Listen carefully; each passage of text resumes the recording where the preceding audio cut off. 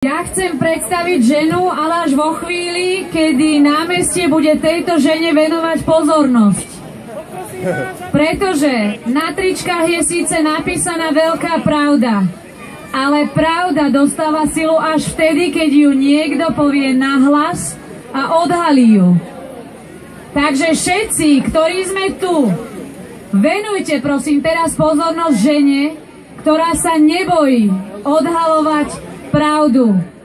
Vďaka nej musel odstúpiť minister Pavlis. Ona je tá, ktorá odhalila predraženú kompu a teraz aj najnovší počin nášho premiéra, ktorý už hraničí, ako to povedať, dochádzajú mi slova, hraničí s vandalizmom a s vagabundstvom. Ste všetci pripravení na túto ženu? Chcem to počuť hlasnejšie. Toto je ono, priatelia. Vítam na pódiu Veroniku Remišovú. Našu jednotku na kandidátke obyčajných ľudí. A tipnite si, odkiaľ Veronika pochádza. Ešte raz, odkiaľ? Veronika, povedz nám, odkiaľ pochádzaš. Z najkrajšieho, z najlepšieho mesta na celom Slovensku.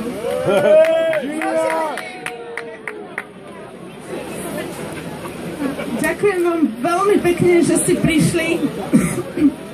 Ale ja som tu v Žiline strávila celú svoju radostnú mladosť v skautingu, u Salesianov, na gymnáziu a bolo mi tu veľmi, veľmi, veľmi dobre. No a potom som tam na chvíľu odišla zo Slovenska a keď som sa vrátila naspäť, tak som sa venovala vo voľnom čase odhaľovaniu rôznych korupčných káuz. A ako to Natálka už veľmi pekne povedala, tak najprv to bol Pavlis, mýtny tender, ktorá bola jedna z najväčších zlodejín tejto vlády. No a potom aj napríklad kauza Kompa. A v kauze Kompa taká smutná vec bola, že jediný človek, ktorý bol vypovedať na polícii, alebo ktorého vyšetrovala polícia, tak neboli to aktéri kauzy, ale zavolali si mňa a vyšetrovali mňa. A to mi je tak ľúto v tomto štáte, že nikdy nejdú sedieť vysoko postavení gaunery, ale vždycky buď nejde sedieť nikto, alebo vyšetrujú takých drobné akože korupčné kauzy, napríklad nejaký pán kontrolór, ktorý si zobral vrecko z kešu orieškami. A to je také, je to absurdné. A tak som si hovorila, že ja v takejto krajine žiť nechcem a chcem, aby sa tu niečo zmenilo. A ešte som vám chcela povedať, že najhoršie je, keď ľudia strácajú nádej.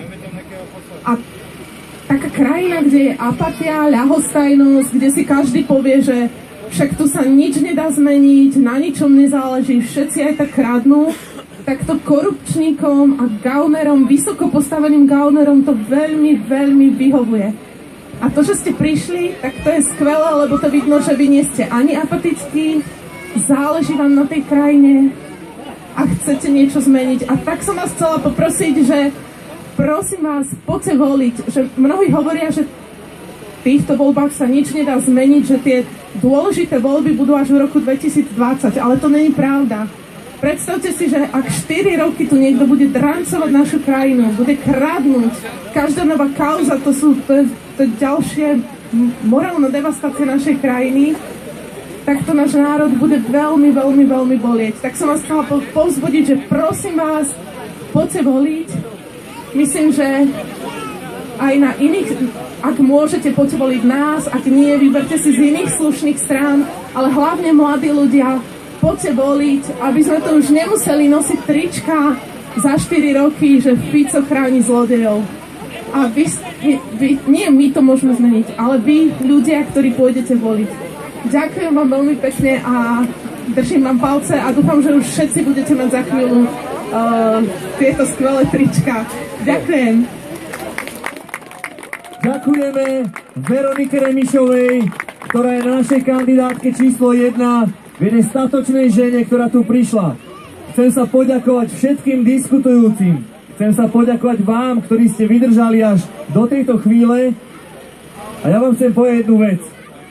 My keď chodíme s tou našou túr, s týmto karavánom po Slovensku a chodíme po protestoch, tak vždycky na záver si spolu zakričíme jedno heslo.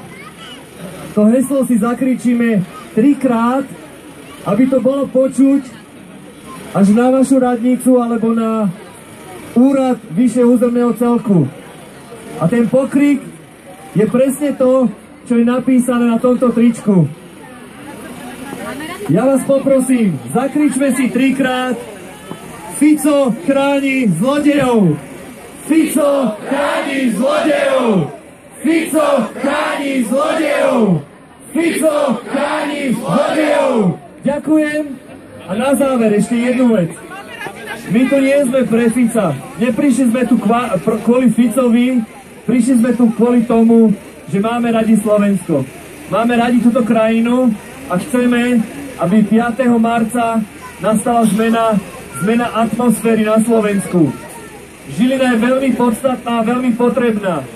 Preto si na záver zakričme a zjednoťme sa heslo Máme radi Slovensko.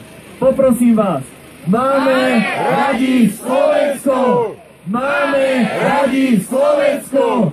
Máme radi Slovensko. Super, ďakujem Žilina a teraz veľký potlesk